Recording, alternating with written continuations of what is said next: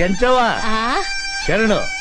ಇದೇನಿದು ಕಿತ್ತೂರಿನ ಕಾರಭಾರಿಗಳು ಹಿಂಗ ಹಿಂದಿನ ಬಾಗ್ಲಾಗ ಬರಾಕತ್ತಿರಲ್ಪ. ಬರ್ರಿ ಬರ್ರಿ. ಏನ್ ಮಾಡೋದವ, ಮುಂದಿನ ಬಾಗಲದಿಂದ ಬರ್ಬೇಕಂದ್ರ ನಿನ್ನ ಮಗನ ಹೆದರಿಕೆ ಆಕತ್ತ.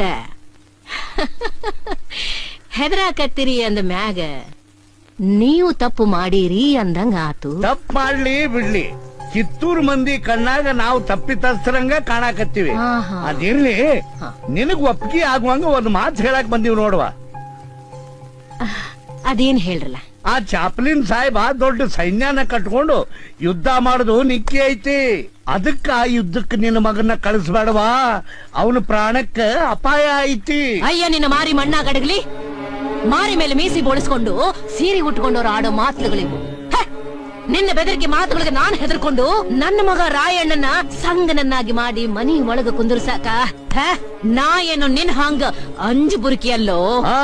ಸಮಾಧಾನ ಮಾಡ್ಕೋ ಕೆಂಚವ್ವ, ಸಮಾಧಾನ ಮಾಡ್ಕೋ. ಸಮಾಧಾನ? ಅನ್ನ ಇಕ್ಕಿದ ಮನೆಗೆ ಕನ್ನ ಹಾಕೋ ನಿಮ್ಮಂತವ್ರೆ ಕೂತು ಬೆಂಕಿ ಹಚ್ಚೋ ಹೊತ್ತಿನಾಗ ಸಮಾಧಾನವಾಗಿರಾಕ ನಾ ಏನು ಹುಚ್ಚಿಯಲ್ಲೋ.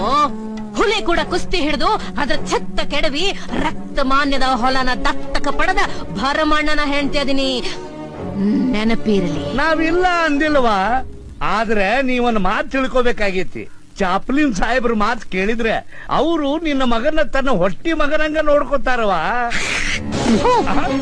ಈ ಮಂಗ್ಯ ನನ್ನ ಮಕ್ಕಳು ನನ್ನ ಮಗನ ಹಂಗ ಯಾಕ ಅವ್ರ ಅಪ್ಪನ ಹಂಗ ನೋಡ್ಕೊಳ್ತೀವಿ ಆಸೆಗೆ ಹಚ್ಚಿದ್ರು.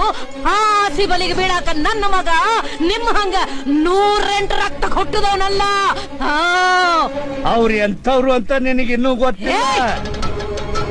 ಇನ್ನು ಒಂದು ಹೆಚ್ಚಿಗೆ ಮಾತಾಡಿದ್ರ ನನ್ನ ನಾಲ್ಗೆ ಮಾತಾಡುದಿಲ್ಲ. ಈ ನನ್ನ ಕುಡುಗೋಲು ಮಾತಾಡ್ತಿದ್ವಿ.